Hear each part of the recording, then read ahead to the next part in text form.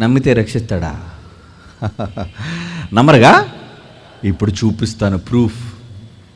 ఏమంటే గుంటూరు జిల్లాలో ఇంచుమించు 1993వ సంవత్సరంలో ఒక సంఘటన జరిగిందండి. ఈ సంఘటనలో ఏం జరిగిందంటే, ఇద్దరు నిందితులు విజయవర్ధనరావు, చలపతిరావు, వీళ్ళిద్దరూ కూడా గుంటూరులోని ఒక బస్సులో 23 మంది ప్రయాణికులు ఉంటుండగా బస్సుకు నిప్పంటించి కాల్చి 23 మందిని చంపేశారండి. గుంటూరు పెద్దలకి, పూర్వీకులు అంటే ముందుగా వృద్ధులైన వాళ్ళకి, తలనెరిసిన వాళ్ళకి సందర్భాలు తెలుసు. ఒకరి పేరు విజయవర్ధనరావు, ఇంకొకరి పేరు చలపతిరావు. వారు గుంటూరు వాస్తవ్యులు. అయితే ఇప్పుడు మీకు ఆంధ్రజ్యోతిలో జరిగిన, ఆంధ్రజ్యోతిలో ప్రచురితమైన 22 డేట్ రాసుకోండి, ఒకళ్ళు తప్పని కూడా డేట్ రాసుకోండి, ఎవడైనా సాక్ష్యం, ప్రూఫ్. 22వ తేదీ మే నెల 5వ తేదీ 1998వ పేపర్లో ఏదైనా పడిందంటే అదొక ఎవిడెన్స్, మర్చిపోకండి.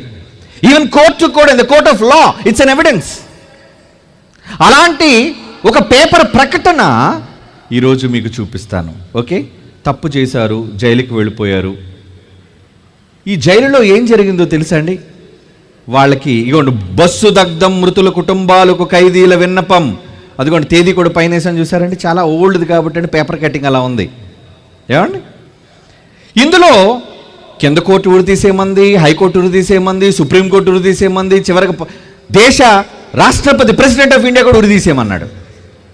అలాంటి టైంలో ఏం జరిగింది? ఇగోండి, 1993 మార్చి 8వ తేదీన చిలకలూరుపేట, గుంటూరు జిల్లా బస్సు దగ్ధం చేసిన సంఘటనలో 23 మంది ప్రాణాలు కోల్పోయారు. ఆ కేసు విచారించిన గుంటూరు జిల్లా 3వ అదనపు జడ్జి 1995 సెప్టెంబర్ 7వ తేదీ నిందులు చలపతిరావు, విజయవర్ధనరావులకు ఉరి శిక్ష విధించారు. హైకోర్టు, సుప్రీంకోర్టులో కూడా ఆ శిక్ష ఖరారైంది. దీంతో వారు ఇరువురు తమ క్షమాభిక్ష లోపలికి పోయారు.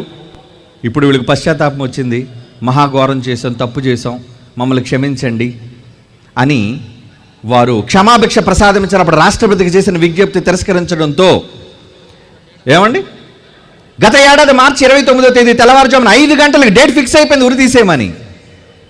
5 గంటలకు ఉరి తీసేయమని నిర్ణయించారు. అయితే చివరి నిమిషంలో ఏం జరిగిందండి?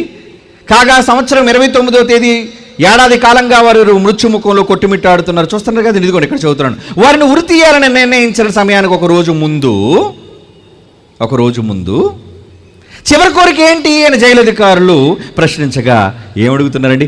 బాప్టిజం స్వీకరించాలని ఉన్నట్టు చెప్పారు. ఏం కావాలట వాళ్ళకి? బాప్తిస్మా. అదేంటి?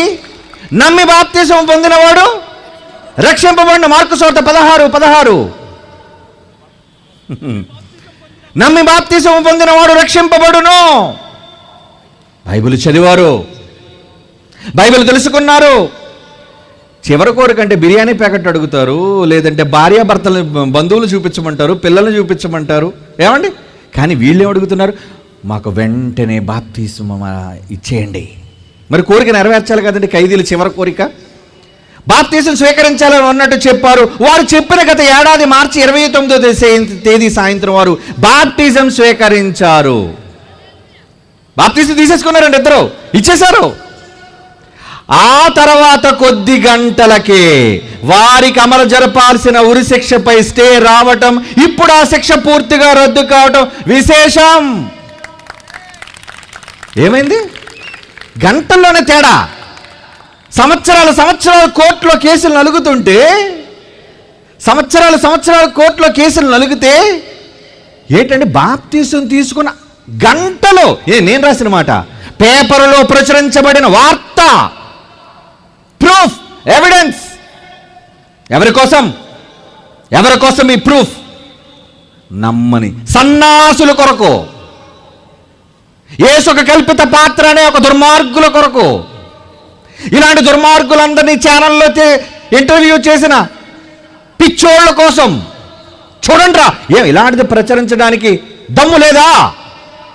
సభలు జరుగుతున్నాయని తెలుసు, ఏటు చెబుతారని చూసి ఇలాంటివి వేసే దమ్ముందా నీకు? దమ్మున్న ఛానల్ అని ABN ఛానల్ ఒకప్పుడు పెట్టుకున్నాడు. దమ్మున్న ఛానల్. దమ్ము నీది కాదురా, క్రైస్తవుడు కొందరా దమ్ము. బైబిల్ గొప్పదని, యేసు రక్షకుడని నిరూపించే దమ్ము మాకుందరా. పేరు పెట్టుకుంటే కాదురా దమ్ము, నీ దుమ్ము దులిపేయడానికి వచ్చిందిరా బైబిల్. ఎవడు కాదనగలడా? లేదండి ఇది కల్పిత పాత్రలు, ఇవన్నీ తప్పులు చెప్పమని చూద్దాం. ఏమండి ఆయన ఎనీబడి బాప్తీసం తీసుకున్న తర్వాత కొద్ది గంటలకే వాళ్ళకి స్టే వచ్చేసిందా? అంటే ఉరిశిక్ష రద్దయిపోయిందా? ఎవరు రక్షించారు? ఎవరు రక్షించారు చెప్పండి. యేసుక్రీస్తు రక్షించాడు. ఎవరు రక్షించారు? యేసు. ఏం ఆ పేరు అనడానికి ఎందుకు రావట్లేదు? భయమా? ఆ నామములోనేనర్రా రక్షణ. ఇక భూమి మీద ఉన్న ఏ నామములో రక్షణ లేదన్నాడే, అదే ఒక్క గొప్ప నామం. అది మనం నమ్మిన యేసు నామం. ఆ యేసు నామములోనే ఉంది రక్షణ.